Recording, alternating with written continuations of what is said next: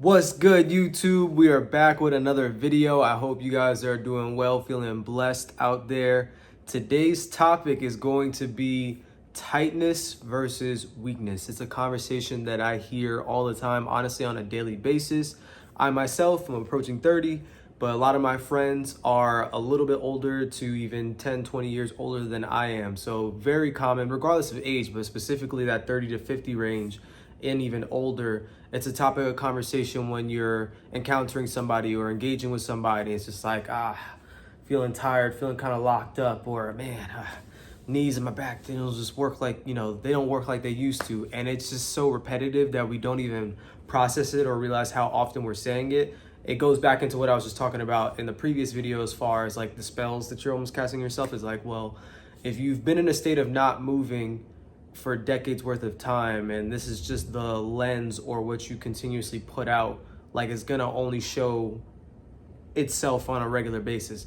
But even back to the point of tightness versus weakness, we are repetitively saying these phrases and we're not doing much about it. And I understand it to some degree, it's some level of just like it's ingrained in our mind. It's a saying that we heard from our family and from our parents. And then the lack of activity then lends to us feeling stiffer, tighter, not as strong. But it's so common to say a certain area is tight. Like let's use back for an example. That's a super common one. A lot of pain, that's a normal sensation or a normal thing that people will talk about as far as like their number one thing being tight or even potentially in pain is their low back. And I want to further the conversation or even push people to think of it less about tightness and a little bit more about weakness. Now, it can generally have, restrictions and feel like there's a blockage there. But if you find ways to increase the capacity and get that area stronger, you then will realize you start to have more access and more freedom to move. And with that enhanced freedom to move, then you are working on the ranges of motion that potentially you didn't have access to that were weaker, and you're getting those areas stronger. So if this is maybe if this is your back, let's say, and this is all you had for some extension, over time as you start to strengthen even that little range that you do have, you're then going to be more available or even a bit of an easier process to get into those ranges that are a little bit further for you. And then as you strengthen those regions, then you start to get even more and more and more access. Now, even diving into that further, it can be very specific to where you're isolating a certain region to get that range of motion. And it's like movement availability in isolation. So you're only targeting that specific region. Then when it comes to movement availability within integration of the entire chain, it could be working those other regions. So let's say it's something, I'll just simplify it in this regard. In isolation, it's solely focusing on that lumbar region, the low back region, if we're still staying or sticking with low back. As far as integration, it's the entire chain. So it could stem all the way down to the feet. So strengthening the feet, getting better ranges of motion, better access, better options and variability is then going to help up the chain. You're then talking about, more mobility around the tibia. Having more mobility there and also being able to be stable and strong in that area is then maybe going to help further go up the chain and go towards the hips. You start working on internal rotation and external rotation, and it's getting more sciencey and super specific. But I say that to say both have its place, but the ideal is rather than just thinking about what stretch that I can do to passively feel this temporary relief, rather than actually diving deep into it and strengthening the entire body and the entire chain, and also strengthening in isolation to then get you to the mobility and get you to that freeing feeling that you are searching for.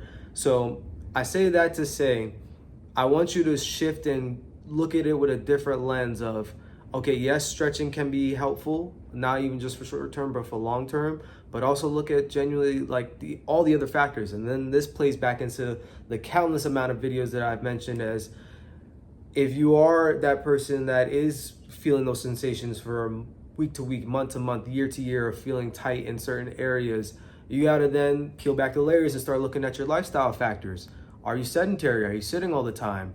Are you even incorporating strength training? Are you just even moving to get blood flow and circulation throughout your body? Once you start to factor in those things, you start to factor in your nutrition and your diet, you start to factor in your hydration levels. You start to factor in stress. Stress is a huge thing, not just psychologically, but it plays a factor into how our body is physically.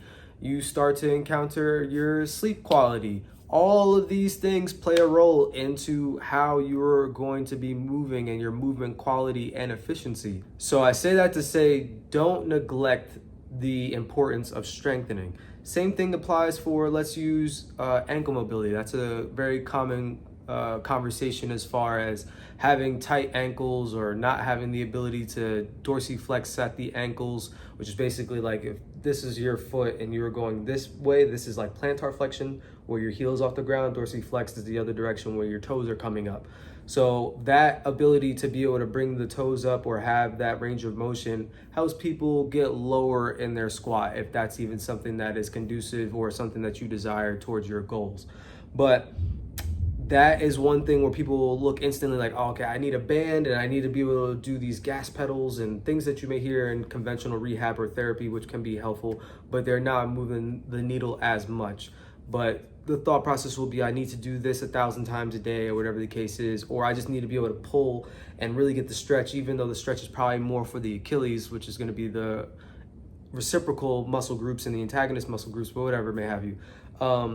But it'll just be a thought of going right to stretching. And it's like, well, over time, you can literally get yourself within that position and work in integration as far as getting into a squat and into a deep squat, and maybe doing it with assistance at first, or doing it with a counterbalance or a load in front of you to be able to access and get into those lower ranges and then be able to hold for certain durations to then push yourself. But all of what I'm just saying is still strengthening.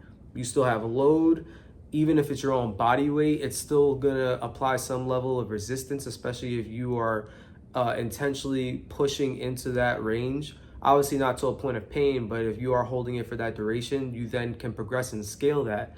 And that is the name of the game as far as being able to drive that intensity and pick up that intensity to get that mobilization that we're looking for over time.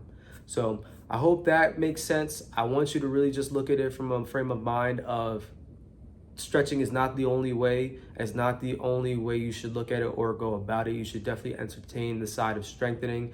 Honestly, more times than not, especially with the population relative to me and who I work with, just getting people in those positions or just focusing on strengthening is normally more times than not going to get them over the hump to what they need access to, whether for life and just their functionality and their daily activities or their sport. Is literally just getting the skill, getting the coordination to actually do the movement, talking about an integration. But if it's really something that's a nagging part for them that they're struggling with, of course, focusing on it in isolation, but getting that area stronger, and then that gives them more degrees of freedom and range of motion and access and availability and freedom. So wanted to share that. Definitely some, food for thought. I want you guys to, sit on that, absorb that. Let me know if you have any questions or comments in the comments. Like, subscribe, and I'm gonna catch y'all next time. Peace.